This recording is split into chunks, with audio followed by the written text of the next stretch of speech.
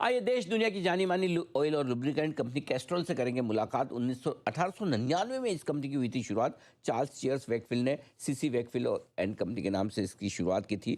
Automotive और industrial lubricants बनाती है, कार, बाइक, कमर्शियल व्हीकल्स के लिए इंजन ऑयल और फ्लूइड्स भी बनाती है।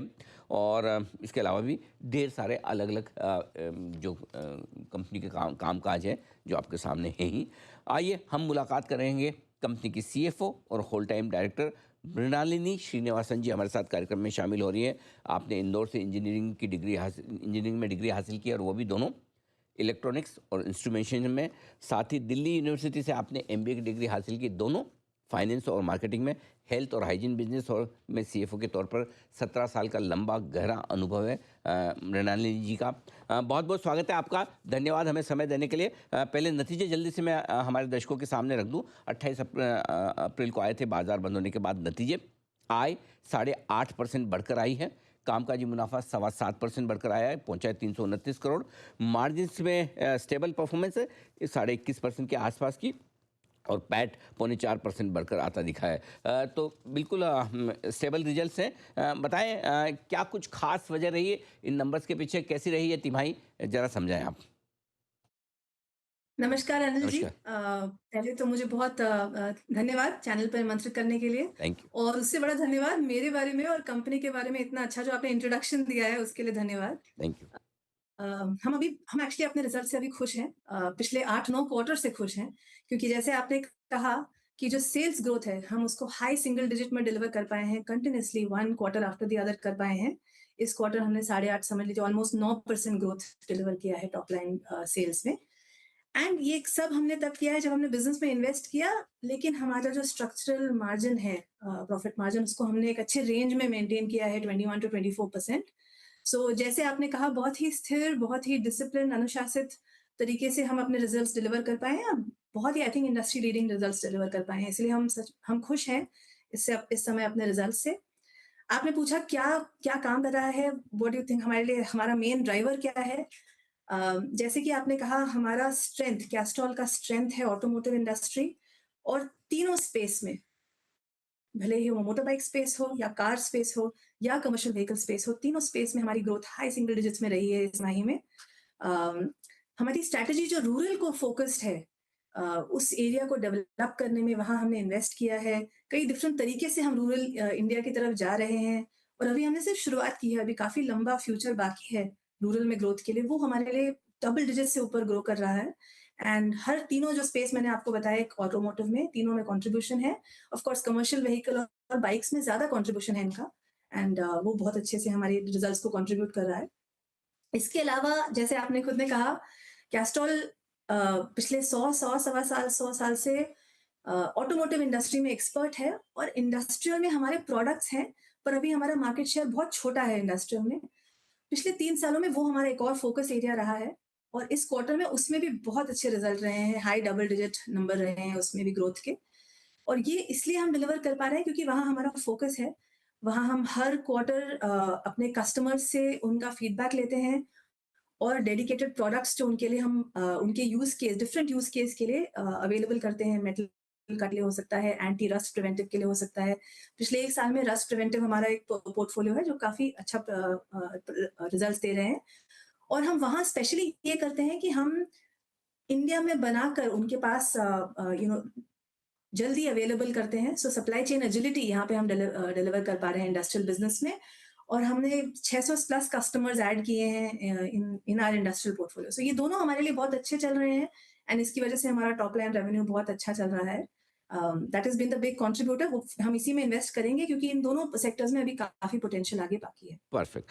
मृणालिनी जी, दो चीज़ें जो अपकमिंग हैं उस पर मैं आपसे राय लेना चाहता हूँ। एक तो इलेक्ट्रिक व्हीकल्स की स्पेस, वहाँ पर कंपनी की परफॉर्मेंस कैसी रही, आगे क्या इरादा है। दूसरा, आजकल देश भर में डेटा सेंटर्स की बड़ी बात हो रही है, तो डेटा सेंटर्स में भी क्या किसी तरह के आपके प्रोडक्ट्स जा रहे हैं, क्या वहाँ पर किसी तरह की अच्छी ग्रोथ का स्कोप है? जरा ये दोनों सेक्टर्स के बारे में समझाएं। बिल्कुल, बहुत अच्छा सवाल है। Actually Castrol India, Castrol global का एक सब्सिडरी है, और हम उस ग्लोबल रिसर्च एंड डेवलपमेंट से बहुत एडवांटेज लेते हैं। सो दोनों स्पेस आपने बताया, दोनों जगहों पे हमारे पास ग्लोबली बहुत लर्निंग्स हैं, और जब इंडिया रेडी होगा तो हम कैस्ट्रॉल इंडिया में बिल्कुल रेडी रहेगा उस ग्रोथ जर्नी के लिए। मैं दोनों के बारे में 2-2 सेंटेंस बताती हूँ आपको। इलेक्ट्रिक व्हीकल्स डेफिनिटली आप देखेंगे जितने भी मैन्युफैक्चरर्स हैं, सभी ने अपने पोर्टफोलियो में इलेक्ट्रिक व्हीकल्स मैन्युफैक्चर करना और सेल करना शुरू किया है। इनफैक्ट कुछ डेडिकेटेड ओईएम्स आए हैं, मैन्युफैक्चरर्स आए हैं इंडिया में जो सिर्फ ईवी बनाते हैं। कैस्ट्रॉल ग्लोबल पोर्टफोलियो की वजह से इन सब इलेक्ट्रिक व्हीकल्स के लिए जो डेडिकेटेड पोर्टफोलियो चाहिए होता है, भले ही वो कूलेंट हो, ट्रांसमिशन फ्लूइड हो, जो अलग होता है बिकॉज़ यहाँ पे इलेक्ट्रिक सर्किट्स होते हैं, वो हमारे पोर्टफोलियो में है। हमारे जो 3 प्लांट्स इंडिया में है, वहाँ पे वो बनाने की कैपेबिलिटी भी है। और हम इन सारे ओईएम्स के साथ हमारी रिलेशनशिप है। इनफैक्ट हमारे 80% ऑफ द ओईएम्स जो इलेक्ट्रिक व्हीकल्स बनाएँगे, वहाँ कैस्ट्रॉल की ऑलरेडी रिलेशनशिप है और हम इनके साथ में बिल्कुल रेडी हैं, जैसे ही इलेक्ट्रिक व्हीकल्स ग्रो होंगे। आज ईवी स्मॉल है। एवरी 100 न्यू कार्स में से only 4-5% are still EVs and a smaller percentage, उससे भी स्मॉलर परसेंटेज है टू व्हीलर्स में। कमर्शियल व्हीकल्स में भी अभी मार्केट छोटा है। पर जैसे-जैसे बढ़ेगा हम इनके साथ ग्रो करेंगे। आई थिंक इससे भी छोटा है data centre. Globally Castrol leading innovation कर रहे हैं डेटा सेंटर स्पेस में। यूज़ केस तो आपने सुना ही होगा, एक्चुअली बहुत डिस्कशन चल रही है इस बात पर। Data centres are very power heavy. उसमें जैसे आप पावर यूज़ करते हैं, बहुत हीट प्रोड्यूस होता है एंड पावर कंजम्पशन उनका सबसे बड़ा चैलेंज है डेटा सेंटर ऑपरेटर्स का एज़ वेल एज़ इंस्टॉलर्स का। सो हमने उनके साथ काम करके यूनिक टेक्नोलॉजीज़ बनाई हैं। अभी तक वो एयर कूल्ड थे, अब हमने एक टेक्नोलॉजी बनाई है जिसे हम डायरेक्ट टू चिप कूलिंग कहते हैं, कि जो उनके डेटा सेंटर्स के अंदर जो चिप्स होते हैं, उन्हीं के अंदर डाई इलेक्ट्रिक फ्लूइड वहां तक जाता है और उनको कूल करता है बिना सर्किट को डैमेज किए। इसके अलावा जो और लेटेस्ट टेक्नोलॉजी है उसे हम कहते हैं इमर्शन टेक्नोलॉजी, जहां पे हम चिप को निकालेंगे यूज केस से, इमर्स करेंगे, क्लीन करेंगे, वापस डालेंगे, जिससे कि उनकी कूलिंग इफेक्टिवली हो जाएगी, मच लोअर कॉस्ट पे होगी। और ये दोनों टेक्नोलॉजी हम बिल्कुल we are ready with the technology. पर अभी इंडिया में ये छोटे हैं। ग्लोबली भी I would say data centres are evolving. जैसे मैंने कहा कि अभी अबाउट 70% एयर कूल्ड है। इंफ्रास्ट्रक्चर रेडी होना चाहिए उन इंस्टॉलर्स का, डेटा सेंटर इंस्टॉलर्स का, टू बी एबल टू ये जो फ्लूइड्स हैं उन तक पहुंचाने के लिए जो वो काम कर रहे हैं, बिकॉज उनको अपनी इलेक्ट्रिसिटी बिल्स में 20% 80% रिडक्शन का चांस दिखेगा अगर वो हमारी टेक्नोलॉजी पे जाएंगे तो। सो स्लोली ये इंफ्रास्ट्रक्चर रेडी होगा, उसके बाद अडॉप्शन रेडी होगा ग्लोबली। और इंडिया में आपने सुना ही होगा, गवर्नमेंट ने बात की इस बारे में कि दे आर एनकरेजिंग की इन्वेस्टमेंट करें ग्लोबल कंपनीज आकर, स्पेशल जोन्स डेडिकेट हो रहे हैं इंडिया में। सो इंडिया अभी बहुत छोटा है। I think global data demand, data centre supply में इंडिया का 5% से भी कम रोल है। हम्म, जैसे इंडिया बढ़ेगा, कैस्ट्रॉल उसके साथ जरूर बढ़ेगा। ओके। और दोनों मिडिल जगहों पे जी जैसे आपने बताया, हम जी ग्लोबल कैस्ट्रॉल का जी टेक्नोलॉजी से बेनिफिट करते हैं और हम रेडी हैं एज जी द इंडस्ट्री ग्रोस। और एक और बात बताएं, मिडिल ईस्ट में जो तनाव चल रहा है उसका कोई बिजनेस पर या आपकी प्लानिंग पर असर? बहुत बहुत ही रेलेवेंट सवाल है, बहुत ही पर्टिनेंट सवाल है। अर्ली मार्च एंड फरवरी से ये चल रहा है। अगर मैं पहले तो अपने फर्स्ट क्वार्टर के रिजल्ट की बात करूं, ये जियोपॉलिटिकल डायनामिक्स सबको इम्पैक्ट करते हैं, सब पूरी इंडस्ट्री को इम्पैक्ट करते हैं। हमने इसके थोड़े बहुत इम्पैक्ट्स देखे थे रॉ मटेरियल प्राइसेस इन्फ्लेशन में, बट लेकिन Q1 में बहुत ही कम इम्पैक्ट आया था। जैसे हम आप अब बात कर रहे हैं, हम इसको 2 तरीके से देख रहे हैं। एक सबसे इम्पोर्टेंट ये है कि हमें सप्लाई चेन अपनी रेडी रखनी, हमें प्रोडक्ट अवेलेबिलिटी में बिल्कुल शॉर्टेज नहीं रखना चाहिए। हमारा जो हम अभी फिलहाल कंफर्टेबली कह सकते हैं दैट वी आर कंफर्टेबल। हमें कोई ऐसे शॉर्टेज अभी नहीं दिख रही है जो हमें किसी को फ्लैग करना है।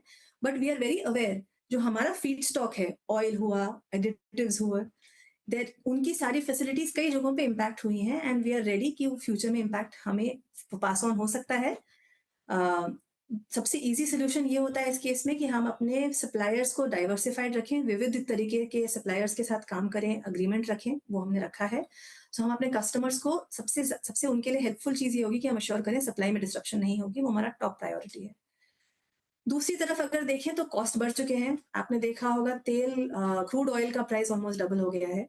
सो इसका इम्पैक्ट कॉस्ट का नॉट जस्ट लुब्रिकेंट के प्राइस पे, एडिटिव्स के प्राइस पे, फ्यूल प्राइस पे, हर जगह पूरी ग्लोबली हमें दिख रहा है एंड हम प्रिपेयर्ड हैं कि इंडिया में भी आएगा। और ऐसे ऐसे जो जियोपॉलिटिकल सिचुएशंस होती हैं, ये कैस्ट्रॉल की 100 साल की हिस्ट्री में कई बार हुई हैं। सो हमारे पास वो एक कंपनी वाइड नॉलेज है, जिसकी वजह से हम इसका रिस्पॉन्स बहुत ही मिटिगेटेड, अनुशासित तरीके से मैनेज करेंगे और वही हमारा प्लान है। कस्टमर्स के साथ पार्टनरशिप रहना, उनके साथ सब बातचीत करे रहना, कम्युनिकेशन बनाए रखना सबसे ज़रूरी है। सप्लाई मेंटेन करना बहुत ज़रूरी है। एंड देन स्ट्रक्चरल मार्जिन पे फोकस करना बहुत ज़रूरी है, जो हम करेंगे, ताकि हम ये क्वार्टर और साल मैनेज कर सकें। मृणालिनी जी, आपका बहुत-बहुत धन्यवाद। वैसे तो आपके नाम और सरनेम से आप दक्षिण भारत की दिखती, लेकिन चूँकि आपकी पढ़ाई इंदौर, दिल्ली में हुई, आपकी हिंदी बहुत ही इंदौर। शुद्ध, स्पष्ट और बहुत ही अच्छी है। कब मुझे तो ऐसा लग रहा था, मुझे नेहा को हमारे से अच्छी है आपकी हिंदी, तो उसके लिए आपको कॉम्प्लीमेंट्स। बहुत-बहुत बधाई।